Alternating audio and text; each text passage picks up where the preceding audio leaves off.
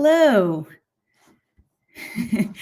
Hi, my name is Aisha McGowan, and welcome to the first of the Abundance Workshops in 2023. So I'm Aisha. I'm currently a professional bike racer in the Women's World Tour for Live Racing Tech Find and the founder of A Quick Brown Fox. A Quick Brown Fox works to build space and create opportunities for Black people, Indigenous people, and people of color to thrive in cycling and the outdoors. Through programs, content, and initiatives, we continue to show how truly we believe that representation matters. Today, as part of the Abundance Project, we are happy to bring forth this fantastic workshop entitled They Were Seeds, presented by Keshia Roberson.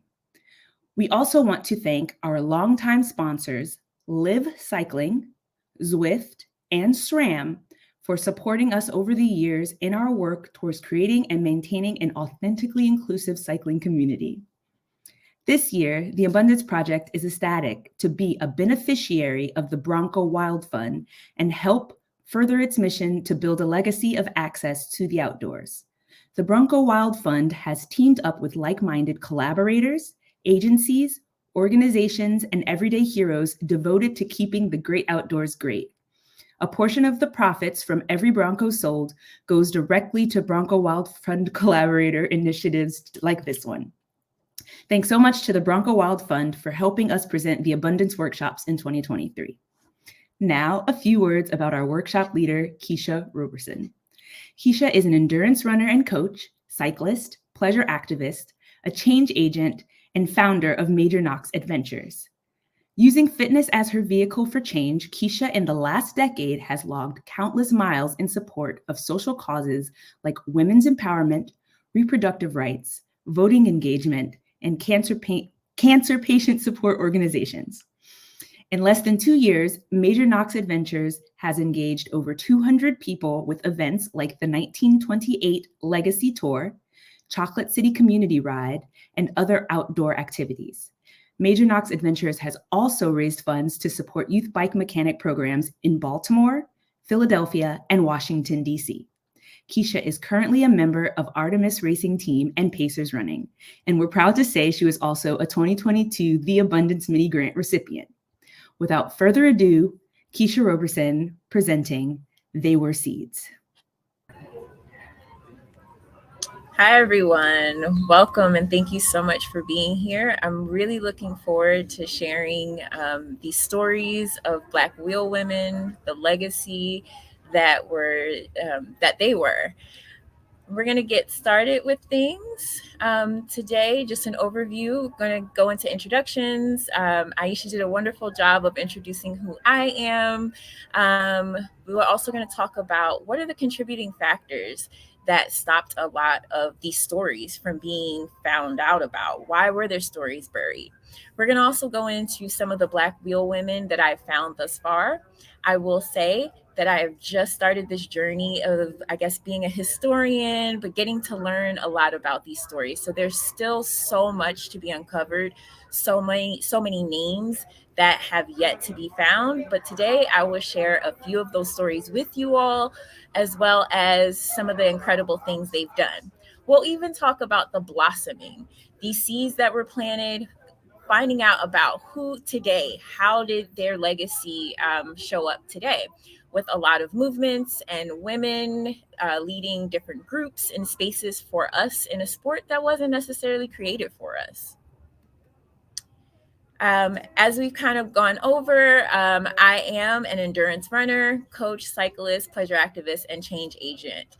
I am really intrigued with connecting mental health as well as history into our movement. And so a lot of what I do interchanges and goes through those spaces. And so hence we have Major Knox Adventures, which goes into leading outdoor adventures that center around history. Now, for the contributing factors, there are three big areas that contributed to why we don't know these stories: economic access, racism, and misogyny. Starting with the economic access, during that time when bikes came to this country, they were expensive. What helped kind of lower the cost was when the bikes as we know it today became same size wheels. The average cost at that time was between $100 and $150. Now, what is that equivalent to in that day? Black people were paying $100 to $150 for homes, as well as horses and other things. So just imagine that money going towards a bike. But as the popularity of the sport grew and a lot of folks started upgrading their bikes, which grew the used bike market, a lot of those prices came down to about $30, which in that day and in today's time, that's about $1,000 today, which isn't too much different than what we expect. But sometimes it took 3 to 6 months for people to be able to save up to buy a bike. That means that only a certain community of people would have access to these bikes. Then we have the racism. During the late 1800s, as the sport grew in popularity, more people of color started engaging in it, which did not make a lot of folks happy, especially within the League of American Wheelmen. The League of American Wheelmen was the governing body of the time. They were responsible for creating the policies and laws around professional cycling, amateur cycling. They were the ones that held the sanctioned events and competitions. Well, they started to get a lot of pressure from the Southern members who didn't want to have mixed races. They were able to kind of push that off for a minute, but in 1894 is when they were finally able to really get it down to a point where they were able to ban a lot of Black folks from being able to participate in most races. A lot of us know Major Taylor. Well, Major Taylor was also a victim to these policies and the laws that were created within this governing body. One of the reasons why he moved to the Boston area during his career at one point in time was because he was able to get more race opportunities there. But that wasn't the case everywhere he went to around the country. When he would go to the South, sometimes he would not be able to compete. When he was trying to compete for his first national championship, there was a lot of trouble with allowing him to be able to race in some of the race series of the time. And so it was kind of a mixed bag. A lot of tracks and venues had owners who did not want Black people participating at their locations. But then sometimes you could go to another area and you would be able to have an opportunity to race. It was kind of a regional, again, mixed bag of what you would get. One of the things that started to happen during this time is a lot of the Black clubs, as they started to emerge, started to want to create their own spaces. Since they weren't allowed to compete as a part of a lot of the law races, they started to hold their own competitions. One club in particular, Hannibal Athletic Club, who was based out of Washington, D.C., in 1896, put out a call to start their own version of the League of American Wheelmen. They call it the League of Colored American Wheelmen. Others in the Midwest and South also tried to do the same, but unfortunately, none of them really got off the ground. The other thing that racism affected was how news was presented. A lot of times, the newspapers of that time would report the stories of Black cyclists and cyclists of color differently than they would white athletes. With white athletes, they'd go into detail about their names, how were the races. You would know who all the greats were without any trouble during that time. But for people of color, sometimes when they would report on our events, they wouldn't use our names. They wouldn't really go into much detail about who we were, our backstories. And sometimes when they did use our names, they didn't spell them correctly. The information about them was kind of all over the place, getting varying accounts of what happened or how it happened.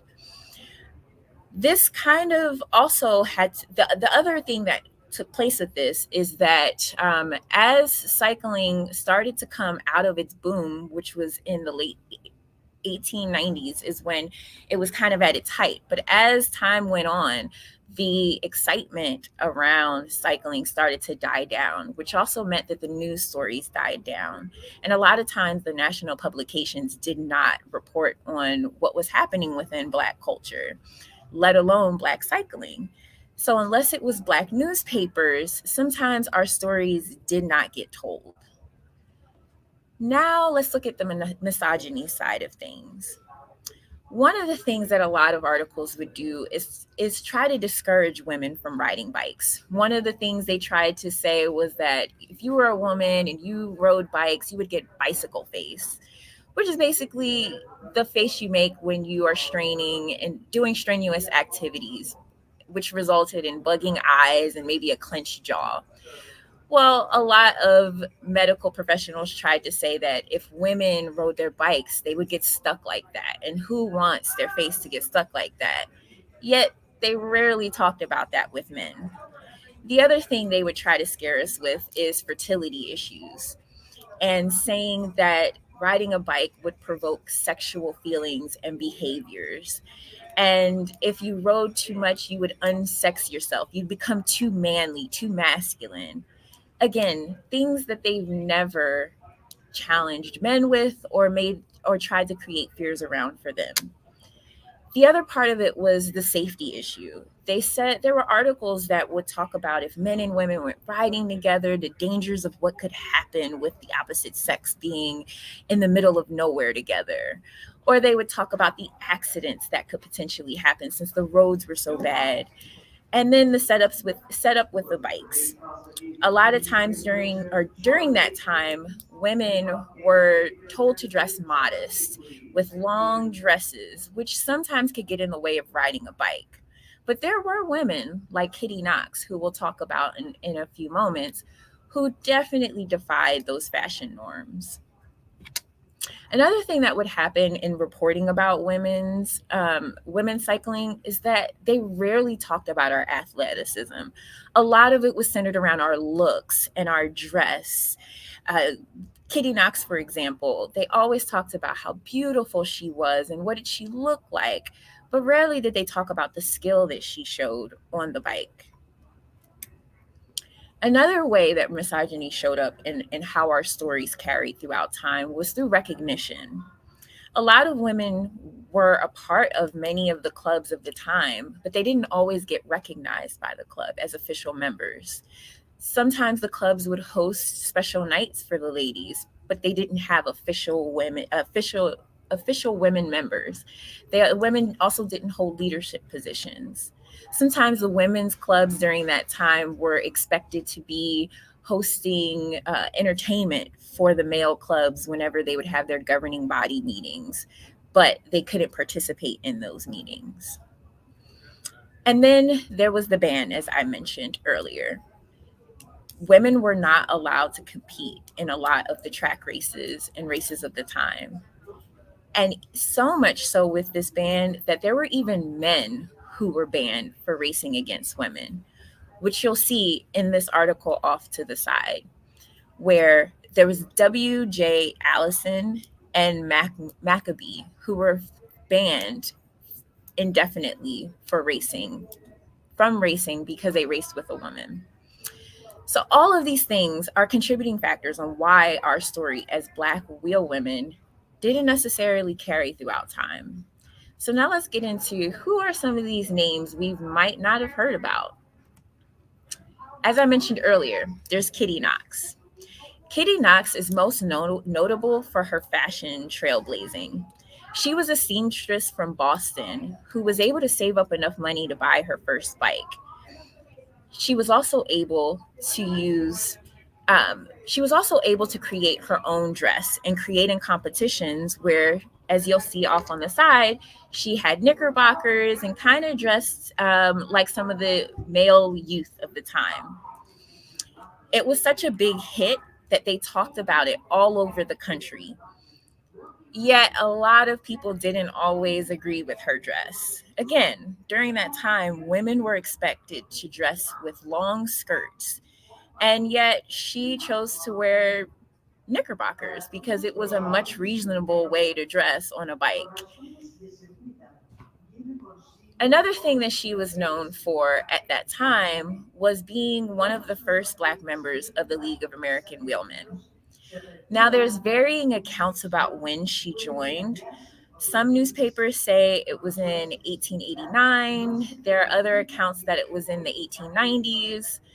But one thing is for sure, when she was a member, there was a race at Ashbury Park where her membership was put into question. Again, during that time, they did not want Black people participating. And they also didn't want women participating either. So it could have been either one of those reasons why they chose not to accept her membership card. But after some debate, and after turning her away, they did decide to bring her back. But during that whole experience, she also experienced racism when she tried to find a place to sleep, when she tried to get a meal, just all of the makings of a horrible time at a race. But one of the beautiful things about Kitty is she did not let that stop her fun. She was still showing up to the balls and having a good old time while she was there. The other thing about Kitty is that she was also known for being a scorcher. She used to race on the track. She also used to race in centuries. And a lot of times she would beat a lot of the men and a lot of the people that participated in it. She was known for coming in at least the top 20% of the races that she competed in. As I mentioned before, radical joy was a part of Kitty's story. She loved to go to all the parties and balls and social scenes. She was even invited by an Ethiopian cycling club called Metro Cycling out of Philadelphia to spend the weekend hanging out with them, where they took her around town and to some of the parties. The other interesting part about Kitty that I think gets overlooked sometimes is that when she showed up to some of these races, she did not show up alone. She often came with other Black women. Some of those women would get named, some of them wouldn't. But two names in particular that was Viola Wheaton, who was a member of Riverside Cycling Club, which was the first and only Black cycling club in Boston during that time. She moved there from Ohio to Boston. She also was a member with her brother and her husband. And then there was Bezina Reese. She was also another member of Riverside Cycling who moved to the area from South Carolina. Another name of the time is Idella Allen, later known as Idella Johnson. She was the pride of Oakland. Idella Allen from Oakland, California, came from a family involved in the local social scenes. Special days like her birthday and advancement through school. Later, her marriage to W.H. Johnson would all be announced in local newspapers. Idella was a bike racer. In September 17th, 1895, Idella raced an exhibition against time to establish a new record for the 1 mile race with a time of 2 minutes, 59 seconds, 1/5 at San Jose Cyclers Race for Black Riders. Almost immediately, Idella was not just happy with setting that record. She wanted to prove that she earned that record. So she set out a challenge for other women, particularly white women, to race her. One of those teams that she reached out to was Athenia Cyclers, a local white women's club to which she wanted to legitimize her record, encourage racing between the racial lines. Now, unfortunately, Idella never heard back from the cyclers. They ignored her challenge. They felt like they didn't need to race against a Black person. And so they didn't.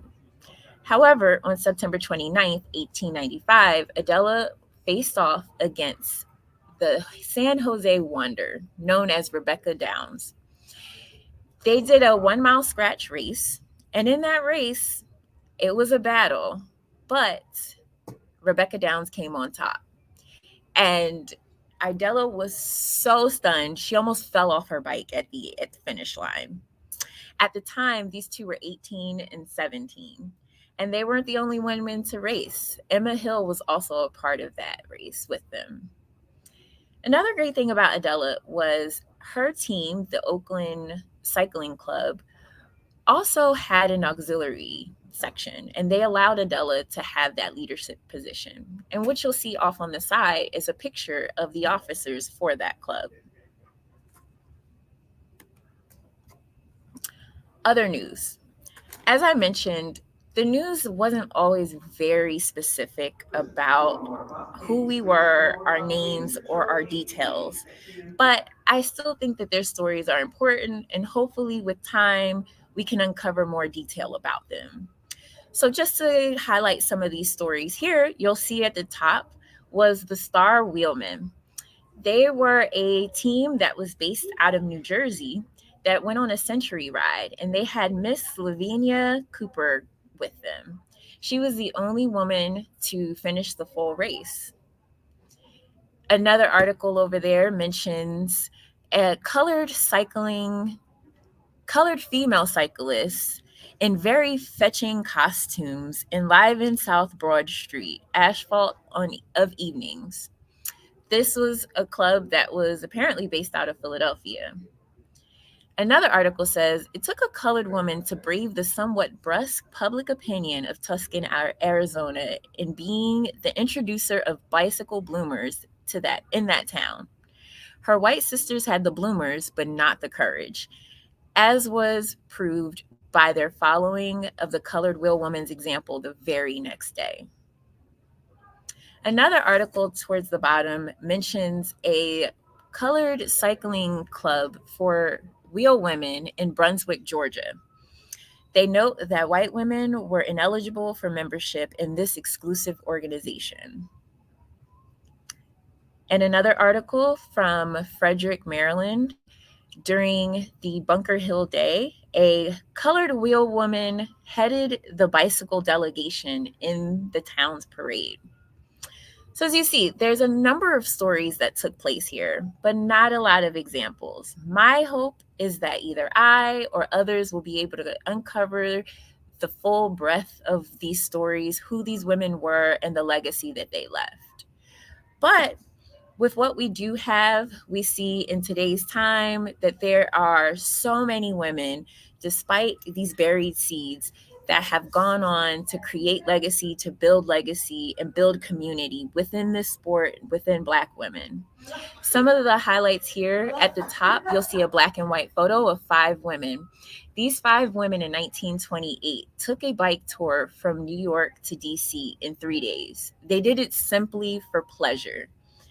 When they made their way to DC that evening, they challenged other women to do the tour in less time. And now, 95 years later, Major Knox Adventures will be taking our 3rd group of women out to take on their challenge. And right below, you'll see a picture that features our 2022 finishers. Another group that also took their lead and took on the challenge was the Black Freedom Outfitters, founded by Zara Alabanza and Paris. These cyclists decided to do the opposite. They went from DC to New York for Afropunk, again, about pleasure on 2 wheels.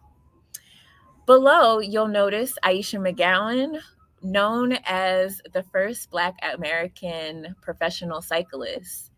And the beautiful thing about Aisha is that she not only has created a trailblazing legacy for herself, but she also has the Abundance Project, where she, and I was a beneficiary of, host grants for women of color to be able to go get into racing, to be able to learn, develop, see if they like the sport, and also supports them for those who want to become pro. At the top, underneath the blossoming, is actually one of the youth that was a recipient of the grant who was able to podium. And all around here, you'll notice other clubs, other teams that have gone out. We have the Wheelwomen of Boston. There's also the Getting It In Cyclists, which is known for always having a large group of Black women show up to races.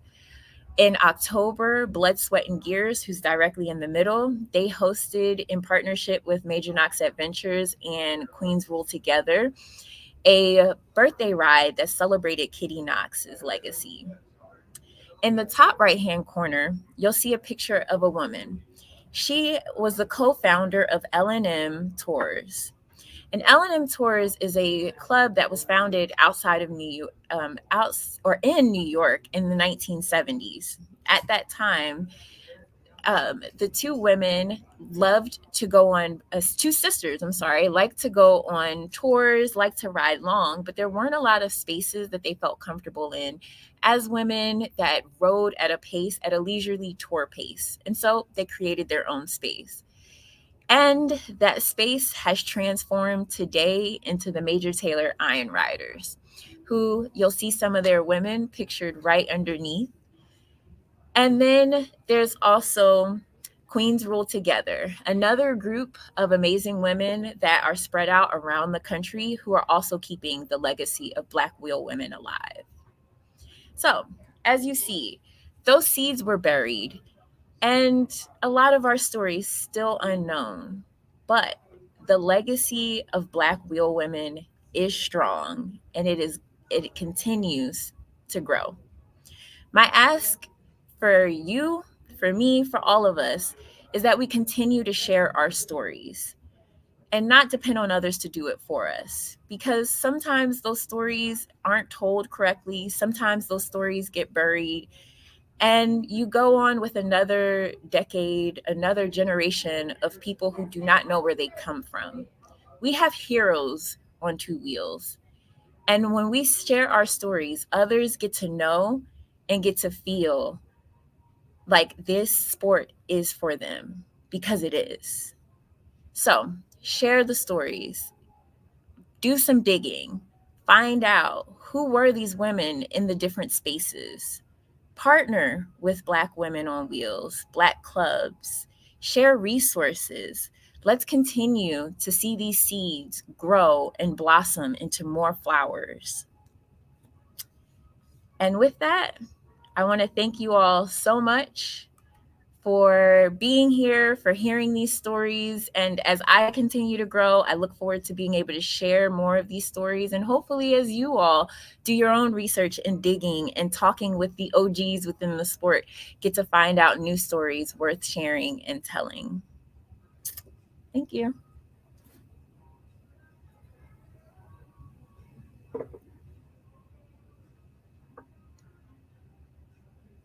Oh.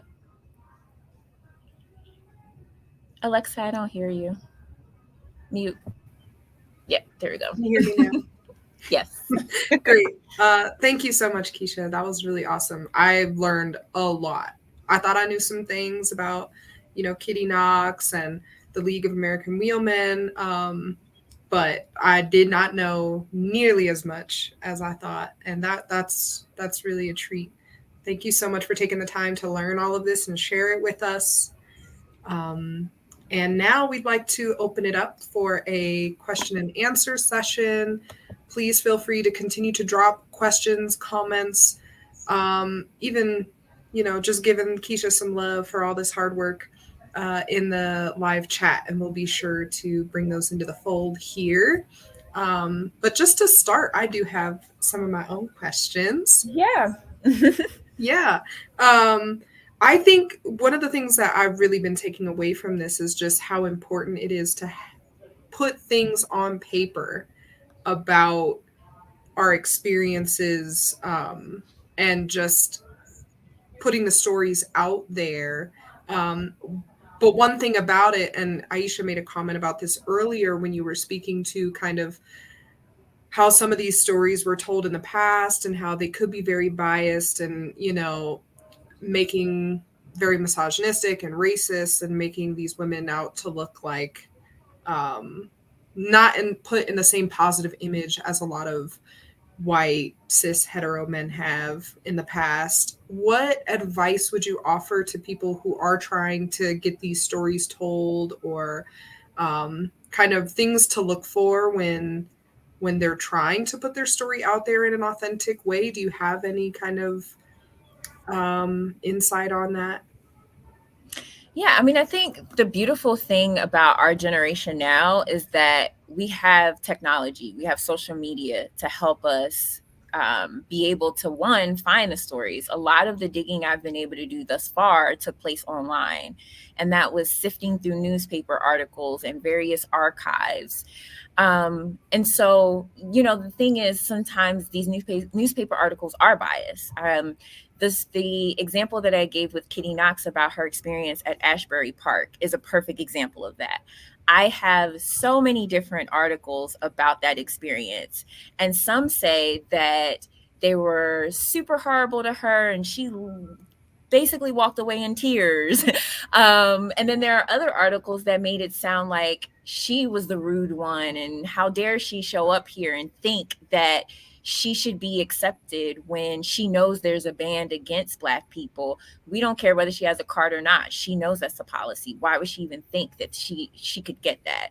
So, the unfortunate thing is there is a lot of bias in the storytelling, and that's why it is important about who our storytellers are, and making sure that we're digging as much as we can to find out the different perspectives. We may never know exactly what happened that day, but you kind of do get some kind of idea the more articles you read, or the more you understand about that time too. That's why I think talking about the contributing factors is important, because it kind of also lets you know that some of these people who are telling these stories might not be too kind to women. They might not be too kind to people of color. But I think moving forward, just continuing to dig as deep as you can, finding out as much as you can, and also just sharing as much as you can so that that storytelling can continue. I mean, I think in people of color's cultures, whether it's Black or brown, like a lot of times storytelling is such a huge part of how we know about our family's legacy, about our cultural legacy. And I think it's the same within cycling, continuing to just share as much as we can of these stories. Thank you. Yeah, I know for me personally, I come from a background where my family they weren't really into cycling. Of course, my family is Black. But yeah, they didn't really know much about it. I'm sure they don't know any of this. Same. At all. And, a lot of them have kids who may be coming up. Maybe they're trying out bikes or not. I don't know. But I could say for myself, just sharing this presentation with them will hopefully give them a sense of like, oh, we do have a history in this. It does exist. We just didn't know. And that not knowing can seem to affect like whether or not they really want to get involved. For you personally, what really inspired you to start digging, and how do you feel that just that knowledge and wisdom of Black women in history has affected your own trajectory within cycling? Yeah, I mean, I got into wanting to do all this digging because as I started to learn more about Black folks' history in general, like I'm Black as well, but I started to realize that there was a lot about our story as a people within this country that was false, or the narrative was changed, or there was like complete erasure of things that happened. And so for me, it started to get me in general just digging more. And so I started to find, like, when I entered either the running space or the cycling space, I wanted to know, like, who were the people before me? I love women. I love Black women. So I'm also like, well, who were the Black women in this space? And so it kind of trickled from me wanting to answer that question. And that's when I found out about the women of 1928 and the tour that they did. And I was like blown away. And everybody that I kept talking to about that tour had no idea about it. And it let me know, like, okay, there's clearly a legacy that exists here that people don't know. And I think one of the things about the 1928 tour was that I was never thinking about riding from New York to DC. I'm based in DC right now, and it was never necessarily a thing I wanted to do. But then when I heard about their story and like how incredible their mileage was and the journey that they took, and then the fact that they challenged other women, and it's like, whether they knew it or not, it was almost like they were putting out a call to create a legacy. And I was like, well, I've gotta answer that call, and I gotta see what other women can join me for it. But it also made me think, like, okay, but what other stories are out there as well? And that's where it was kind of a trickle effect of trying to figure that out. And it's like, the more I learn and the more I find out, I am like more inspired, and I feel even more emboldened to be in this space. I think a narrative that I constantly heard was as if white people were making space for us. And these stories let me know that no one's making space for us. We're reclaiming our space, if anything, because we've always been here. We've always had a rich legacy and history and culture within this sport. It's just we were oppressed and in a lot of ways buried. And so for me, I feel like, again, emboldened to find out about these stories, bring them to light so that we can celebrate our heroes on two wheels. We can know who they are and be able to celebrate them. This just makes me think about that audio that they keep using from Oprah. Were you silent or were you silenced? Yes. And I think that's very true. I think a lot of the stories and the legacy has been silenced. Yeah, and I think it's great that you're doing the work. Once again, you're making the space and doing the work and putting the word out there. So through your research, have you, I guess, well, one of the questions we got from the viewers here is where do you find yourself going next with the research? And I think I'd also like to tack on to that, through your research, have you found places where maybe you've kind of hit a wall, and places where you really wish you had more access to certain kinds of information? So I guess, where would you go next with the research? And also, in a dream scenario, if you could access any kind of information, like what would you like to be able to access to acquire more information? Yeah. So where I want to go with this, I'm not all too sure just yet. I'm kind of like going with the flow with it. I think this is like a first step for me, is continuing to share. I think that's where the 1928 Legacy Tour and Major Knox Adventures was birthed out of this idea of like, there's history of Black people in the outdoors. Let's share it. And we do it in those situations through activity and through movement. This is an opportunity for me to just sit down, put a presentation together, and share it. I don't know. I mean, one day maybe it could be a book. I have no clue. But right now, I'm just really enjoying the ride and the excitement around finding these stories. And I think if I had access to anything, I want to be able to find these Black newspapers. They've been a little hard for me to find. And I'm not saying they're not out there, but I've been struggling. So I'm realizing, for me, I kind of hit a wall where, like, at least everything national newspaper wise, I've been able to find a good chunk of stuff. But again, not all of it has the most detail. So now I'm realizing my research has to get off the computer and now start to sift through archives and start looking at census reports, like really kind of taking these little snippets of stories from the newspaper and like really building the full picture of what the scene was like during the 1890s and even in between time, because that's also a big thing that I'm really curious about, is like, why was there such a gap between, say, a Major Taylor, a Kitty Knox, an Idella Johnson, and then, say, an Aisha McGowan, right? Like, there's such a huge gap there. And I'm just really curious about, like, well, what took place during this gap? Because I know we didn't stop riding bikes. I mean, L&M Tours was in 1970s, and the original women who did the New York to DC ride that we honor was in 1928. So, like, there were women around. So, like, what are the stories that happened during that time, and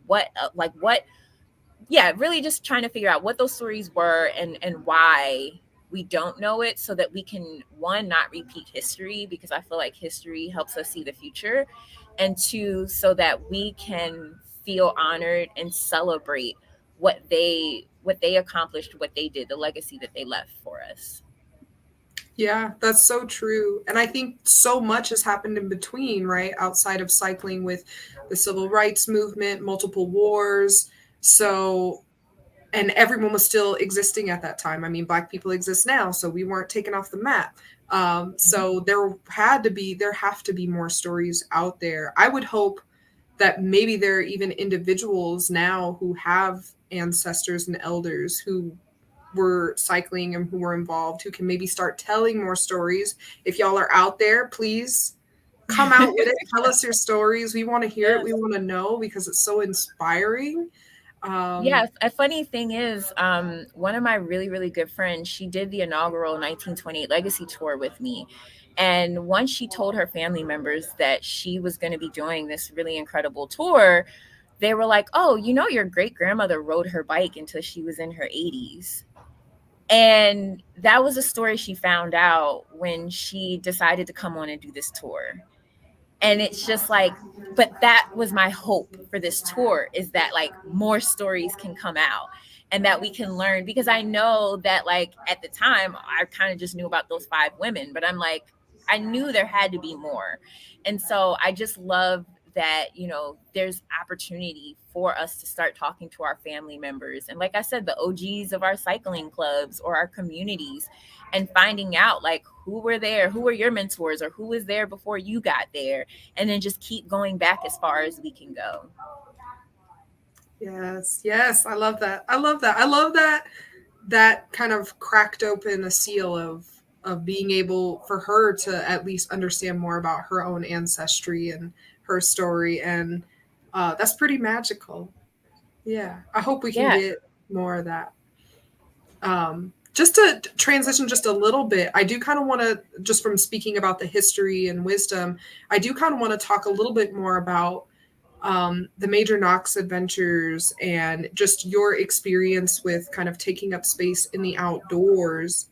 I know for the Bronco Wildlife Fund, they're really focused on trying to build a legacy of better access, preservation, and stewardship of the outdoors. I wonder for you and your experience on these long journeys on the bike, you know, I'm sure there's, for everyone, it's different emotionally and physically what they experience when they're out there, the feelings of safety and fear and just like, you know, am I going to make it this far without my bike falling apart, all kinds of stuff. I kind of wonder, what does access mean to you, and specifically what does safe access mean for your group when you're taking everyone out on this epic journey?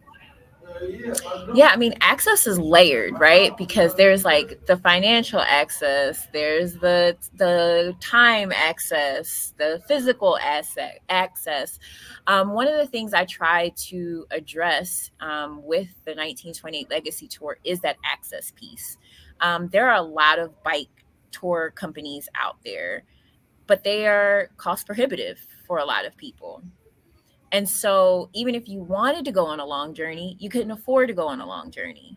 And then what if you wanted to go on a long journey, but you've never done anything like it before? Like you don't even know like what that experience is like, riding 100 miles and then turning around and doing it again.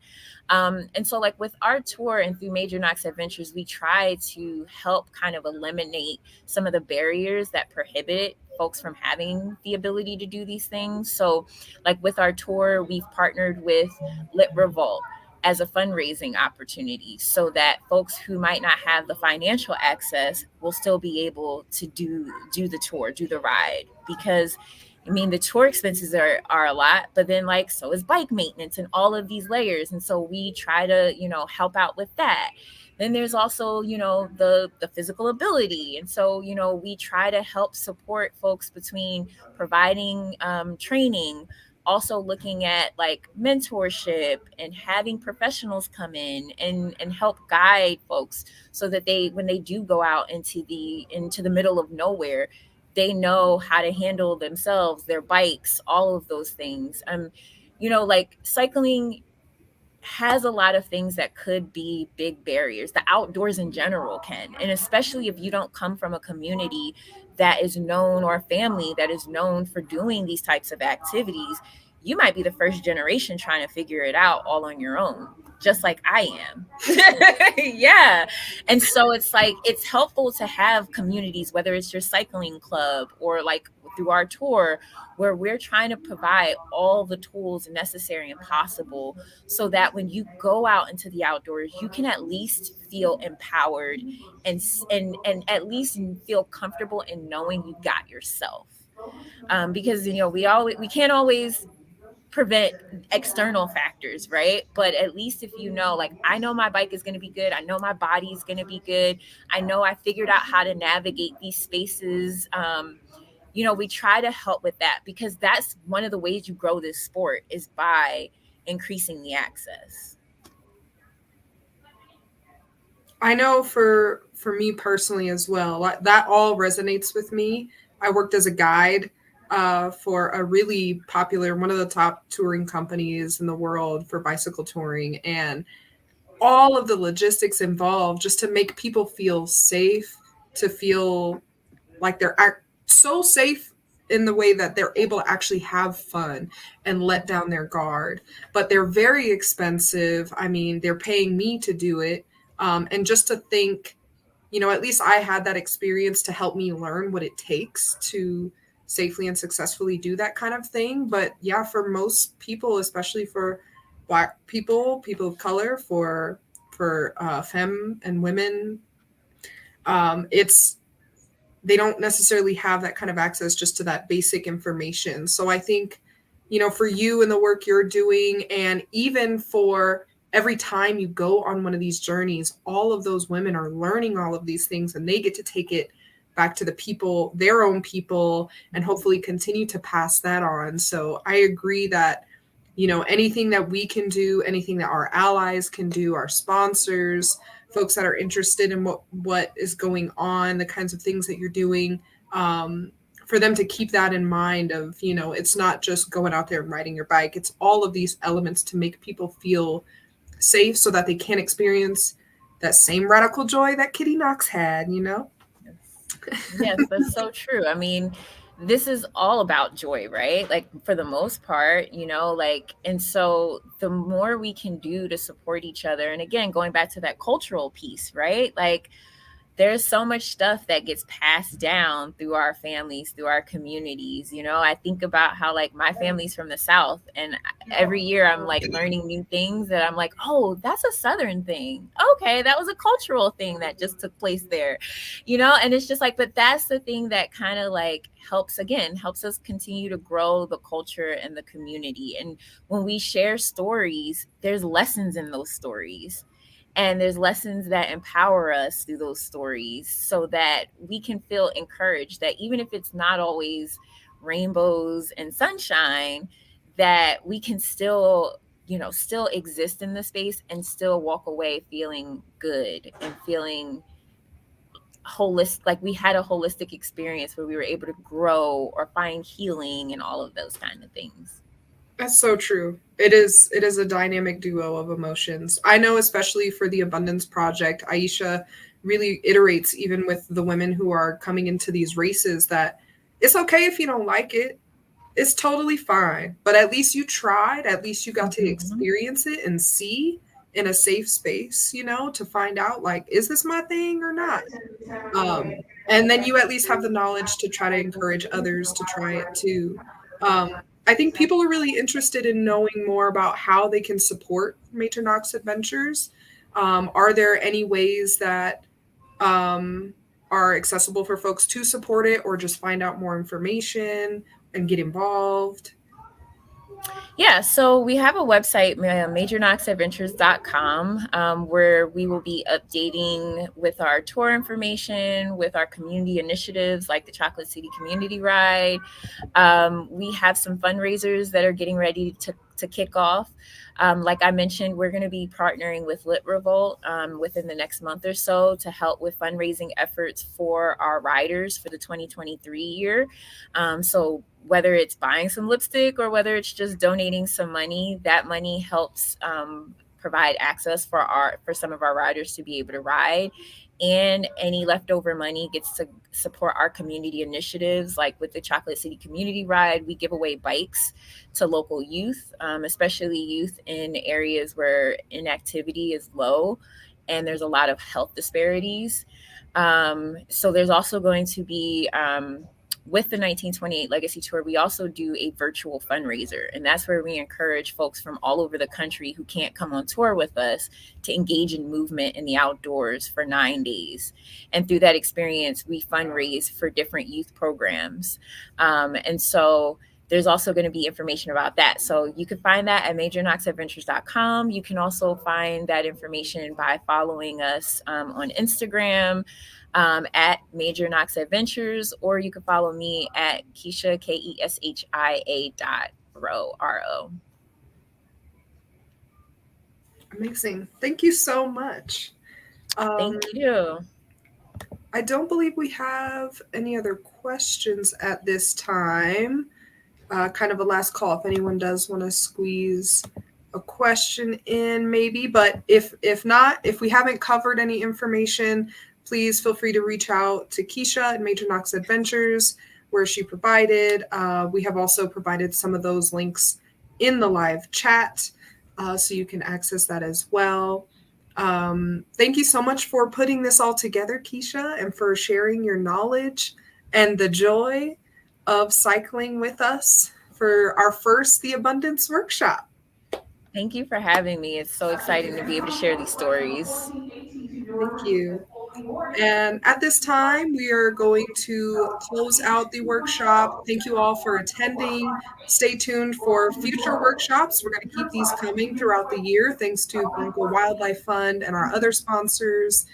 And with that, we hope y'all keep living in abundance.